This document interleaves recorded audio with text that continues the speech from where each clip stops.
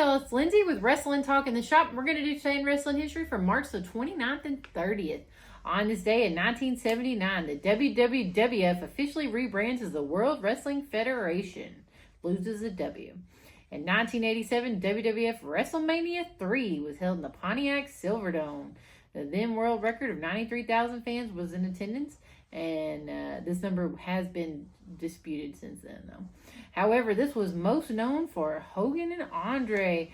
Hogan defeated Andre the Giant to retain the WWF Championship. The loss was billed as the first time Andre was defeated by pinfall, and is mainly remembered for Hogan slamming Andre and hitting what was be known as the body slam heard around the world. Hogan then finished him off with a leg drop and getting the pinfall. And Macho Man and Ricky Steamboat had a pretty good showing on that WrestleMania 3 as well. That was a good match. In 1998, at the Fleet Center in Boston, Massachusetts, 19,000 fans were at WrestleMania 14 with another 730,000 watching it on pay-per-view. This show is most famous for being the coronation of Stone Cold Steve Austin as the WWE Champion and the appearance of the boxing megastar Mike Tyson as special enforcer of the main event. It was a great show. I remember it. It was Kane, Tombstone, Pete Rose. There's a lot of great, Rock retained the Intercontinental title. Yeah. Cactus Jack and Chainsaw Charlie. Yeah. And Terry Funk defeated the New Age Outlaws. And in the first televised match, The Undertaker defeated Kane following 3 tombstones, taking him to a 7-0 at WrestleMania. And then in 1999, WCW Nitro, Canada and the WCW Tag Team titles changed hands when Billy Kidman and Rey Mysterio Jr. defeated Chris Benoit and Dean Malenko via pinfall. And then we go down to 2015, WrestleMania 31. A lot of WrestleManias taking place on this day. It's the third definitely one. It's WrestleMania season. It is. Tis the season. And WrestleMania 31 was held at the Levi's Stadium in Santa Clara, California. They've been to California quite a bit. It's pretty nice weather there. And this show, as well as the other matches followed by the promo, The Rock and Ronda Rousey took down Triple H and Stephanie McMahon. And earlier, Rusev made his entrance on the tank. That was pretty cool. The event is most notable for the showcasing the in-ring WWE debut, the WCW icon Sting. Yeah, he made his only WrestleMania. Yeah. It's the only WrestleMania appearance, and he lost to Triple H. Yeah, and as well as Seth Rollins cashing in the Money in the Bank contract in the middle of the Brock Lesnar versus Roman Reigns match to win the WWE Championship. So that was a good one. And then we scroll down to 2021, Monday Night Raw. The Miz and John Morrison released their single, Hey Hey Hop Hop. What year was that? 2021. That's important news there, guys. Anyways, they're going to wrap that up for this day and move on to the 30. You got like a moth flying around. I do. Yeah. He likes a lot. On the 30th. In 1991, WrestleFest, an event co-promoted by WWF and Super World of Sports, took place in the Tokyo Dome in Japan. The main event, the Legion of Doom, Hawk and Animal defeated Hulk Hogan and Tenryu. I can't say his first name. Yeah. In 1998, the night after WrestleMania 14 saw one of the most eventful Raw after WrestleMania events in history. Following Shawn Michaels' retirement after his loss to Stone Cold Steve Austin the night before, Triple H took over D-Generation X, firstly adding a returning Sean Waltman, X-Pac, to the group. He resigned from WCW. The New Age Outlaws, Billy Gunn and Road Dogg also joined the group after Triple H and Waltman helped them defeat Cactus Jack and Chainsaw Charlie in a cage match to win the WWF Tag Team Championship. That was later in the night. That were vacated. Yeah, yep. That was later in the night. So it was a pretty eventful Raw.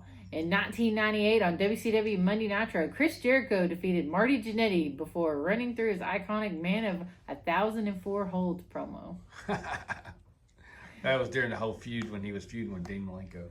Yep. In 1999, on Raw is War from Uniondale, New York, Kane and X-Pac defeated Owen Hart and Jeff Jarrett to win the WWF Tag Team Championship. I always liked the tag team of Kane and X-Pac. And they had this girl, I can't remember her name. She sort of favored Sable. I can't remember, Tori maybe. I can't remember her name, but she was and then with the puppy. No, That was it's Tori. a different Tori. Okay. Different. I don't even know if her name. I can't remember if her name was Tori. But anyways, go right ahead. Moving along. In 2001, it's officially announced via press release that WWF had acquired their rival WCW, bringing into the Monday Night Wars. In 2003, WrestleMania, I don't know what number this is, XIX, took place at Safeco Field in Seattle, Washington. This event is considered one of the greatest WrestleManias of all time, and it's headlined by Brock Lesnar defeating Kurt Angle for the WWE Championship. And this show featured unprecedented number of main event level matches, most notably seeing The Rock defeat Stone Cold Steve Austin in Austin's last ever match. Probably 18, I believe. And the event saw WrestleMania debuts of not just Lesnar, but also John Cena in a non-wrestling section. Hulk Hogan wrestled Mr. McMahon, didn't he? Hulk Hogan defeated Vince McMahon in a street fight. Yeah, you followed it. That's yeah. Some of the new. I believe it was 18 or 19. I remember that because their previous Mania. It's probably 19. Yeah, Hulk Hogan. I think wrestled. IX might be 9. Yeah. Anyway, in 2008, back at WrestleMania, hot WrestleMania season. Yeah. WrestleMania, let's see, 24 took place at the Central Bowl in Orlando, Florida. The monumental event saw Ric Flair take part in what was promoted as his final match ever and still stands as his last match in WWE. In the main event, Undertaker extends his WrestleMania winning streak and won the World Heavyweight Championship with a win over Edge. And as one of the greatest boxers in history, Floyd Money Mayweather made his wrestling debut with a win over the Big Show. Yeah, he would have never beat Andre the Giant.